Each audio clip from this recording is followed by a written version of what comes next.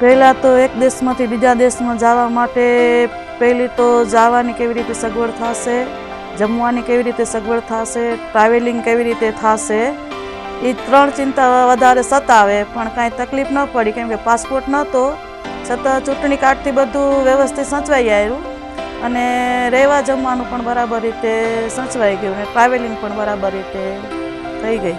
એટલે ભગવાનની કૃપાથી કાંઈ તકલીફ પડી નથી. હા, મુસાફરીની વાત કરીએ તો બધી જાતની મુસાફરી કરી. જો ઘરેથી નીકળ્યા તો બસમાં આવ્યા, પછી ત્યાંથી આવીને મોટા પ્લેનમાં ચડ્યા, મોટા પ્લેનમાંથી ઉતરીને પાછા નાના પ્લેનમાં ચડ્યા, નાના પ્લેનમાંથી ઉતરીને ગાડીમાં ગયા, ગાડીમાંથી આવીને તળાવમાં ગયા, બોટમાં. પછી એટલું બધું બાકી રહ્યા હતું તો પછી રોપવેમાં ગયા. વળી અધૂરું રહી ગયું તો દોરડા ઉપર સાયકલ કરવાની હતી, સાયકલની પણ મજા માણી. આવી રીતે બધી જાતની ટ્રાવેલિંગ કરીને બહુ જ મજા આવી. કચ્છમાંથી નીકળીને પછી અમે પોતે પોખરા ગયા. એક સ્વામિનારાયણ મંદિર હતું, એકને રહેવાનું બહુ સારું હતું અને સ્વામી સેતી નદીનો કિનારો હતો. ત્યાંને દર્શન કરવા જાય, સ્નાન કરવા જાય. મહારાજ બેઠા હતા, એકને જમવાનું સારું હતું. ત્યાંથી નીકળ્યા અને જાતો તો મુક્તિનાથનું દર્શન કરો. મુક્તિનાથ દર્શન કરી અને ત્યાંથી ઉતર્યા તો સ્વામી જોમસુમ પધારે. જોમસુમમાં સ્વામિનારાયણ મંદિર હતું, તેને રહેવાનું ને જમવાનું બધું સારી રીતે હતું.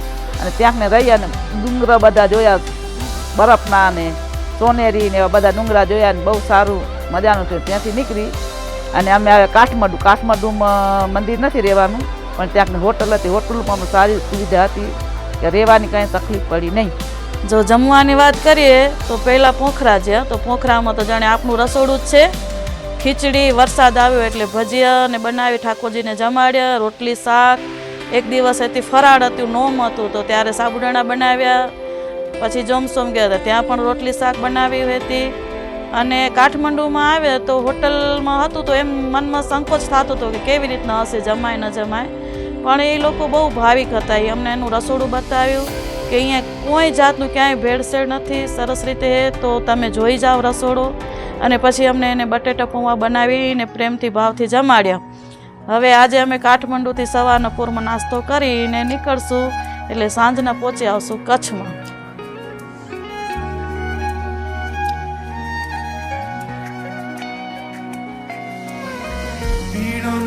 सीने लावा हे मैं हंसती जावा,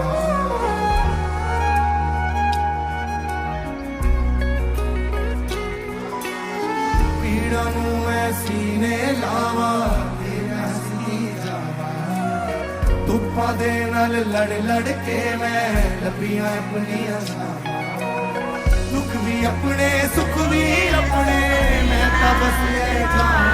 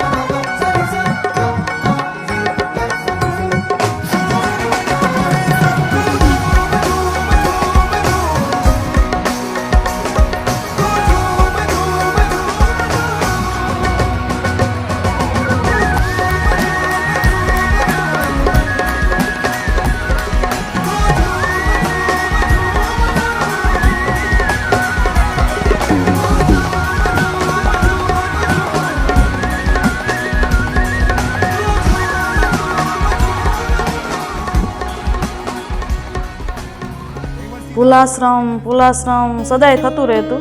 મંદિરમાં જતા તો ત્યાંય પણ એમ થતું પુલાશ્રમ. પણ મનમાં સહેજ એવું થતું કે પુલાશ્રમની યાત્રા મારાથી થઈ શકે. પણ અત્યારે કદાચ દર્શન કરી આવો તો એવું લાગ્યું કે ના, પુલાશ્રમની યાત્રા જો મહાત્મય હોય તો વગર કષ્ટે થઈ શકે. પુલાશ્રમ એટલે એમ થાય કે બ્રહ્માજીના દીકરા પુલ ઋષિએ ત્યાં તપ કર્યું. પણ અનુમાન થતું કે એ એવી તપોવનની જગ્યા ને કેવું હશે, શું હશે એમ. પણ અનુમાનો કરીને જે જાણ્યામાં ના આવે, અનુભવે કરીને જાણ્યામાં આવે. તો ત્યાં જઈને અનુભવ કર્યો કે જ્યાં જ્યાં ઋષિઓ આવી રીતે તપ કરવા આવતા એ સ્થાન તો આવા હોય કે અહીંયા કને બેસીને બ્રહ્માજીના દીકરા પુલ ઋષિએ તપ કર્યું. મુક્તિનાથ ભગવાનના દર્શન થયા. નીલકંઠ વર્ણી 4 મહિના સુધી એક પગે ઊભે રહીને તપ કર્યું. એ જગ્યાનો જ્યારે આપે અનુભવે સહિત દર્શન કરી ત્યારે એનો હકીકતમાં આનંદ આવે કે એ જગ્યાનું શું મહત્વ છે.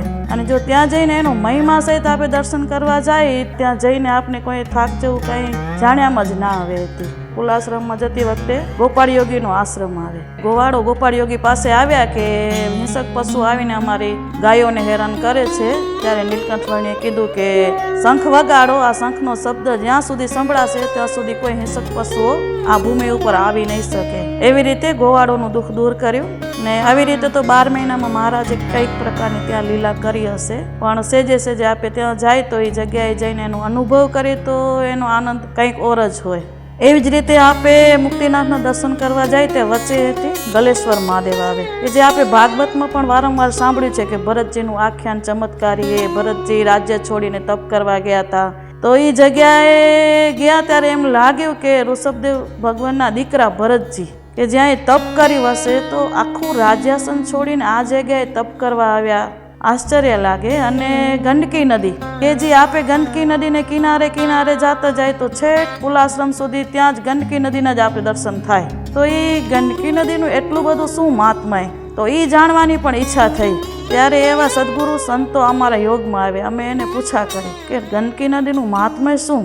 ત્યારે એને એવી વાત કરી કે પૌરાણિક એવી એક કથા છે કે ગંડકી નામની એક સ્ત્રી હતી કે જે પોતાનો દેહ નિર્વાહ કરવા માટે વેશ્યાનો ધંધો કરતા હતા. હવે એવે સમયમાં એક ગામમાં એક મહાત્મા આવ્યા. તો મહાત્મા બધા લોકોને ધર્મ અધર્મનો માર્ગ બતાવતા હતા. ત્યારે વેશ્યાએ કહ્યું કે ગુરુજી, તમારી વાત મારાથી તો નહીં મનાય, પણ મારો આ ધંધો હોય, આ ધંધાને હું કેમે કરીને મૂકી નહીં શકું. એટલે મહાત્માજી એને કીધું કે ભલે તારો ધંધો તું કર, પણ દિવસમાં તું એક જ પુરુષને એને પતિભાવે સેવજે. ગુરુના વચનમાં વિશ્વાસ રાખીને જે કોઈ પુરુષ આવે એનામાં પતિભાવ કરીને સેવતી. ત્યારે ભગવાનને એમ થઈ ગયું કે મારા એક સંતના વચનમાં ગંડકીને કેટલો વિશ્વાસ છે, હું એની પરીક્ષા કરવા જાઉં. એટલે ભગવાન વિષ્ણુએ ગંડકીની પરીક્ષા કરવા માટે પુરુષનું રૂપ લઈને આવ્યા. પોતે એવું લગડ વગડ રૂપ ધારણ કર્યું કે કોઈને જોઈને એમ ન થાય કે આના કંઈક મારી સેવા કરી શકું. એવા રૂપે આવ્યા. પણ ગંડકીને મહાત્માજીનું વચન હતું કે જે કોઈ પુરુષ આવે ને તું પતિભાવે સેવજે.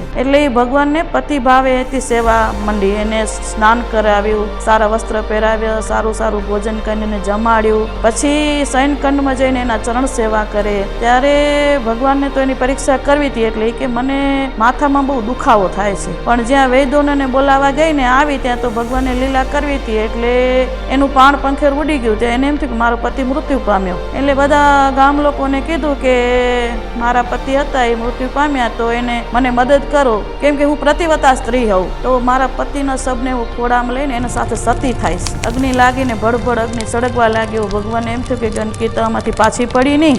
જ્યાં શરીર અડધું બળવા લાગ્યું ત્યારે ભગવાનથી રહેવાયનું નહીં. એટલે ભગવાને પોતાના સ્વરૂપમાં આવીને દર્શન દીધા કે માગ ગંડકી માગ, હું તારા ઉપર ખૂબ પસંદ થયો છું. એટલે ગંડકીના આંખીમાંથી આંસુઓ પ્રેમના સરવા લાગ્યા કે મેં એક ગુરુના વચનમાં આટલો વિશ્વાસ રાખીને કર્યું, એમાં મને ભગવાન દર્શન દીધા. એને બહુ જ આનંદ થયો. એટલે પછી ગંડકીએ કીધું કે બસ પ્રભુ, જેવી રીતે મારા ખોડામાં બેઠા હો એવી રીતે સતત મારા ખોડામાં બેસીને મને આનંદ આપો. એટલે પછી ભગવાને તથાસ્તુ કીધું. એટલે એનું જે શરીર હતું એ પીગળી ગયું અને નદીને સ્વરૂપે વહેવા લાગ્યું. અને જે શાલિગ્રામ હતા એને વૃંદાએ શ્રાપ દીધો કે જ્યારે વૃંદાને છળ કરીને ભગવાને છેતર્યા કે જાલંધર એનો પતિ હતો, આખી ત્રિલોકીને હેરાન કરતો હતો. એટલે ભગવાને છળ કરીને એના પતિને માર્યો. ત્યારે વૃંદાએ શ્રાપ દીધો કે જા તું પથ્થર થઈ ગયા.